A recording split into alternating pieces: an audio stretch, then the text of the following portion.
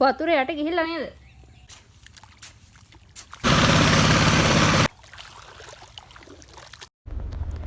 රෙදි පාට හිරුවෙලිය ගම පුරාම වටෙන හරිම ලස්සන දවසක් අද. ඔන්න ඉතින් මම මේ කොහෙද යන්නේ බලන්නකෝ. මහා කන්නයත් පටන් අරගෙන. එන්නකෝ මාත් එක්ක කුඹරට යන්න. ඉස්සර අපි මේ වෙල් පුරා මඩ නාගෙන සෙල්ලම් කරපු හැටි තාම මතකයි.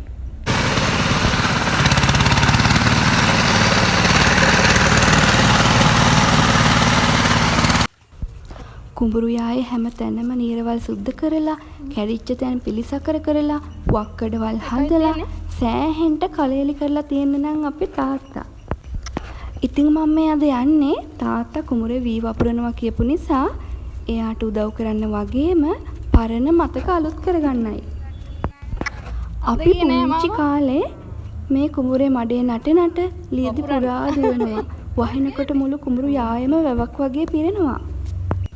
වක්කඩවල් ළඟ එකතු වුණ වතුරලා තිත්ති පැටව වෙන නිසා උන් අල්ල වීදුරු බෝතල් වලට දාගෙන හරි අමුතුම හිරක් විඳපු ඒ කාලේ ඉතින් ආයේ එන්නේ නැහැ කියලා මතක් වෙද්දී හරිම දුකයි.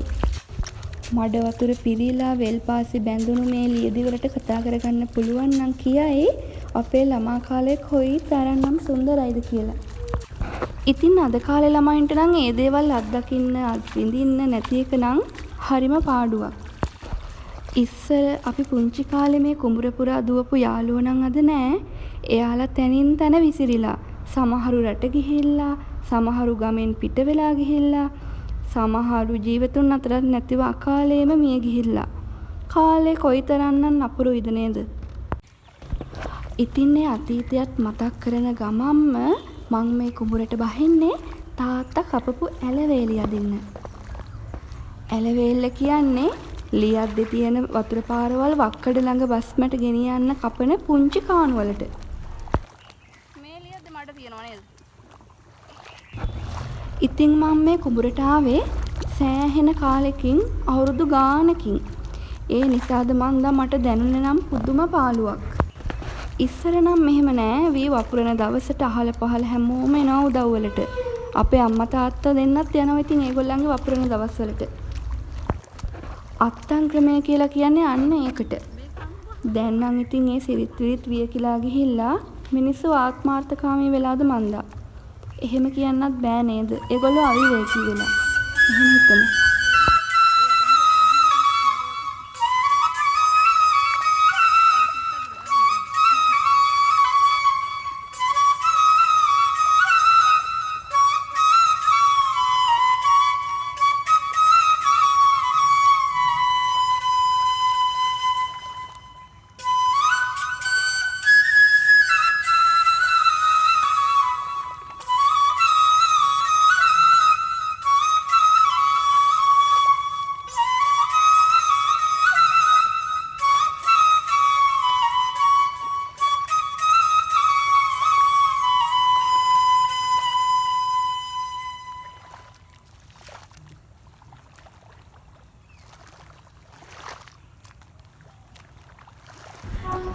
ඉතින් මම තව පුංචි කතාවක් කියන්නම්. අපි පොඩි කාලේ දැන් වගේ මොබයිල් ෆෝන්ස් තිබුණේ නෑනේ. ඒවා ඕන වුණෙත් නෑ අපිට. වටපිටාවේ සෙල්ලම් කරන්න ඕන තරම් දේවල් තිබුණා. පොඩි ළමයි ගොඩාරියක් හිටියා එකතු වෙලා සෙල්ලම් කරන්න. ඒ වගේම ඔයත් 90 දශකයේ කෙනෙක් නම් මතක ඇතිනේ ඒ කාලේ අපි ආසාවෙන් බලපු සිංහල හඬ කවපු වලස් මාමා, පැංචා, දඟයා, සූරපප්පා වගේ කාටූන්ස් මතකයි නම් කමෙන්ට් එකක් දාගෙන යන්න අමතක කරන්නත් එපා.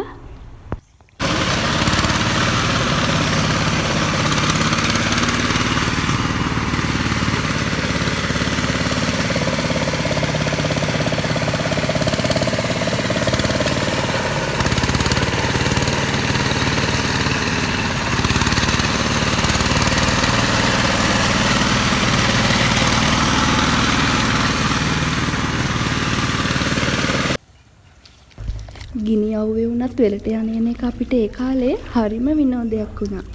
පොඩි යලෙන් මාළු අල්ලා ගන්නට, තැන පිපිලා තිබුණ ඕලු මල් කඩා ගන්නට, බඩ වැටියේ රිංගලා තිබුණ දංගස් වලින් දම් කඩාගෙන කාලා, කට දම් පාට වෙනකන් හපන්න අපි ගොඩක් ආස කරා.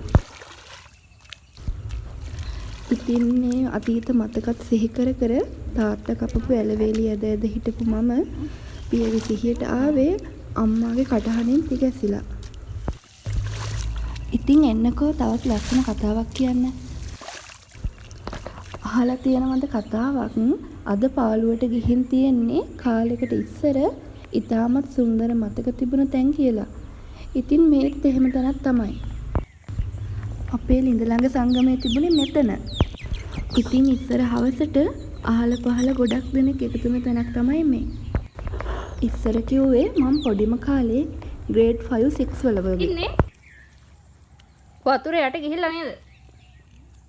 වතුර යටටම ගිහිල්ලා. ඉතින් දැන් වතුර අඩු වෙලා තියෙන ඔය කුඹුර වලට ගහලා තියෙන නිසා නැත්තම් පොළොවේ මට්ටමට එනවා ඔය රින්දේ වතුර බාල්දියකට ලණුවක්වත් දාන්න නැතුව අතින්ම ගන්න පුළුවන්. ඉතින් අද හැම දෙයක්ම වෙනස් වෙලා ඒ දැන් පාළුවටම ගිහිල්ලා.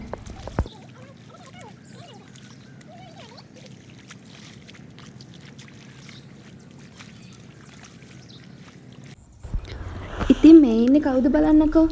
පුංචිම පුංචි ඉස්කිඩි පැටියෙක්. මේගොල්ලෝ ලොකු වෙලා තමයි බක බක ගන්න ගෙම්බෝ හැදෙන්නේ.